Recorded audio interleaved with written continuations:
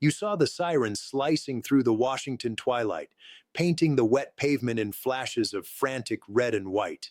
You saw the shaky, handheld camera footage of the ambulance pulling away from the Capitol. And you certainly heard the breathless, panicked reporting about an oxygen mask, a stretcher, and a collapse in the holding cell.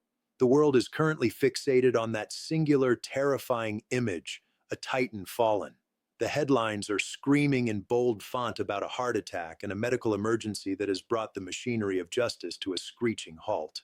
But I am here to tell you that if you are only looking at the ambulance, you are missing the real story happening beneath the chaos. What we are witnessing is not merely a biological event. We are witnessing the physical manifestation of a political system pushed completely beyond its breaking point. When the shouting stopped on the Senate floor, and the terrifying silence took over the holding area, it was not just one man gasping for air. It was a stark, brutal revelation of how fragile the illusion of invincibility really is when the protective layers of wealth, privilege, and branding are stripped away. You are watching a constitutional crisis play out as a medical emergency.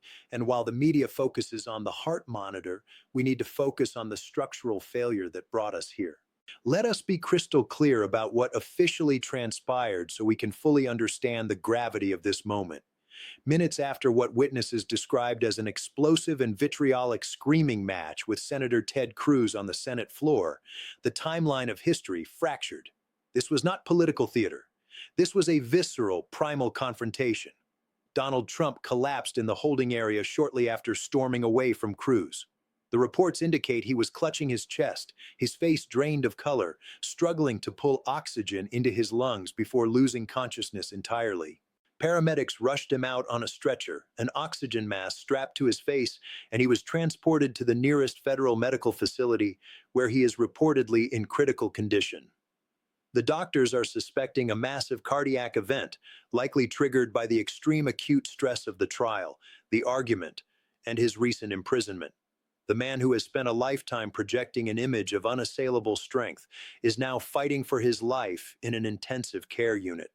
The fighting has stopped and the shouting is over, but the dangerous uncertainty has just begun. You might be wondering why an economist is talking to you about a medical emergency. The answer lies in the deep connection between political stability and your everyday economic reality. We often treat politics as a reality show that happens on a screen far away from our jobs and bank accounts, but events like this shatter that separation. When a central figure of the political landscape collapses, it sends a shockwave through the institutions that govern your life. Markets hate uncertainty. They despise a vacuum. The moment the news broke, algorithms began trading on the chaos. Corporations are pausing investments. The machinery of government is grinding to a halt. This is not just a personal tragedy, it is a systemic rupture. The argument with Ted Cruz was not merely a personal spat. It was a symptom of a fractured ruling class that has lost the ability to govern through consensus and has resorted to open warfare. Think about what it means when the pressures of political survival become so intense that they physically break the people involved. We have built a political economy that rewards conflict over stability. The incentive structures encourage high-stakes confrontation. Politicians are rewarded with attention and fundraising dollars when they attack each other rather than when they solve problems. But today we saw the human cost of that incentive structure. The stress that triggered this collapse is the same stress that permeates the entire system. I want you to consider how this affects you directly. When the leadership class is consumed by this chaos, they are not managing the economy. They are not fixing the healthcare system. They are not ensuring you have a fair shot at a decent life. Their eyes are glued to hospital updates, just like yours. The paralysis that follows means critical decisions get delayed. It means market volatility could impact your retirement savings. It creates a vacuum of power filled by fear. You deserve a system that is boring and predictable, but instead you are getting a front row seat to a medical drama that has hijacked the national conversation. We need to analyze the buildup to this collapse because it did not happen in a vacuum. It was the culmination of months of intensifying pressure. The trial, the imprisonment, and the relentless public battles created a pressure cooker. In economic terms, we are watching a human stress test in real time. The altercation with Cruz was the spark, but the fuel was the accumulated weight of legal accountability colliding with political ambition. For decades, public figures used power to insulate themselves from consequences. But this trial stripped those protections away. The gap between his self-image as an untouchable titan and the reality of being a prisoner created a strain impossible to quantify. This reveals a profound truth about power and biology. We ascribe superhuman qualities to leaders, expecting them to be invincible. But they are biological entities subject to the same laws of nature. When we build a system that requires participants to operate in a constant state of hyper-conflict, we set them up for failure, and when they fall, they take the nation's stability with them. The silence now falling over the Senate is the silence of a system that does not know how to process its own fragility. Everyone is waiting because our institutions are not designed to handle the incapacitation of such a central figure during a legal process. You need to look past the sensationalism and ask what this means for the rule of law. There is a dangerous narrative forming that the system pushed him too hard, turning the defendant into a victim regardless of guilt. As an economist, I see a struggle over institutional legitimacy. If the public believes the legal system physically destroyed a leader, trust erodes. Without trust, markets fail and contracts become meaningless. The fight with Ted Cruz is symbolic. These men, allies and rivals, represent different factions of the same movement. Their clash was a microcosm of the internal war within the party. That it escalated to a medical emergency shows the stakes are dangerously high. Politics is supposed to be the alternative to physical conflict, but here the lines blurred. Verbal violence became physical trauma. This matters because when people in charge are fighting for their political lives, they are not fighting for yours. They aren't thinking about your rent or wages. They are locked in a death match for control. We need to understand the mechanics here.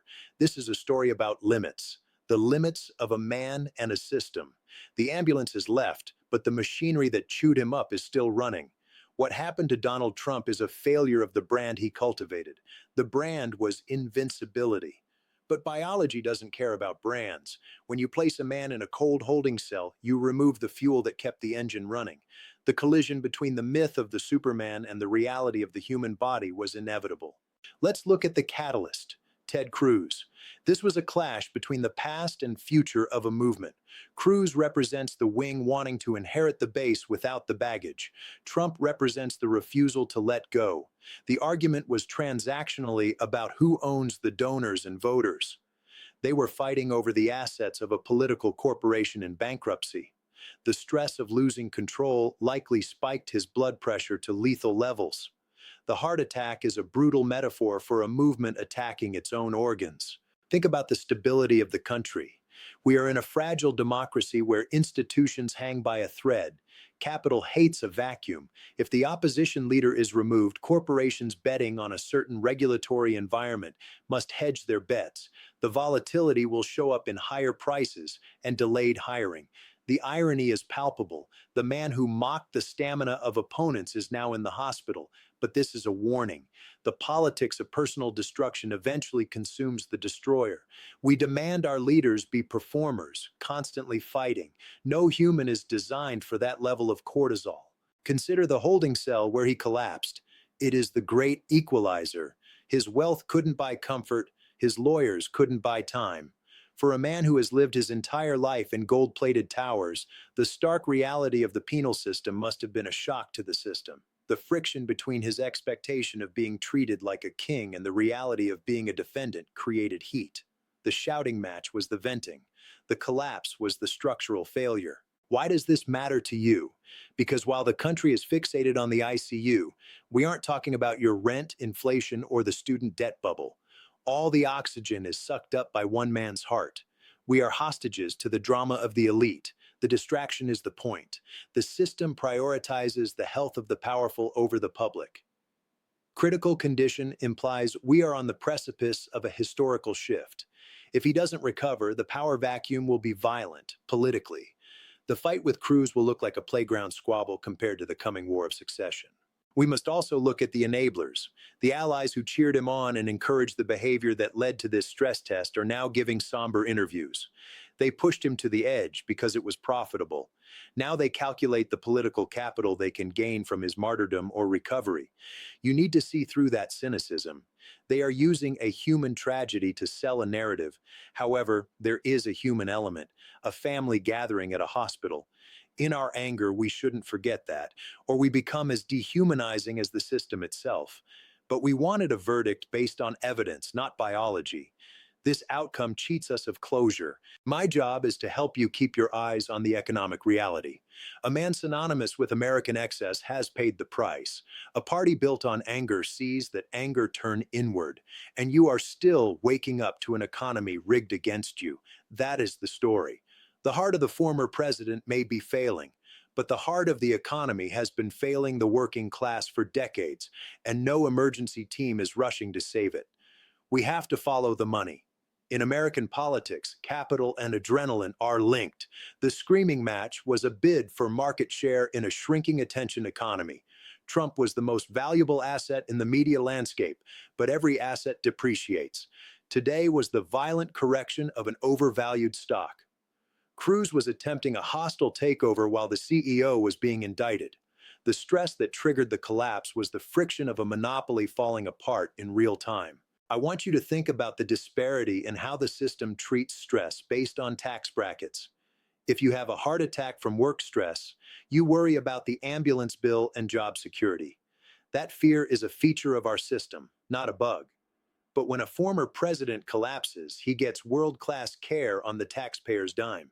The entire machinery of the state stops to accommodate his condition. There is no question of coverage or job security because his job is simply being himself. The safety net catching him is woven from gold. Yours is full of holes. The prosecutors who brought these cases were doing their jobs, enforcing the law, but the strategy of the defense was to delay, obfuscate, and attack. That strategy requires an immense amount of energy to sustain. It requires the defendant to be in a constant state of combat mode. By refusing to accept any accountability, Trump forced himself to live in a state of perpetual high-stakes conflict. He built a prison of his own making long before he ever stepped foot in a holding cell. The lawyers who encouraged this never surrender approach, who billed millions to keep the fight going, were feeding the stress that ultimately failed their client. They were paid to keep the temperature at a boil, and now the water has boiled over. We are left with the mess. We are left with a broken man, a broken party, and a broken system. And as the night wears on and the hospital updates trickle in, remember this: the real patient is not the man in the ICU. The real patient is the American Republic. And unlike the former president, it is not getting the care it desperately needs. The sirens have faded, but the emergency is far from over.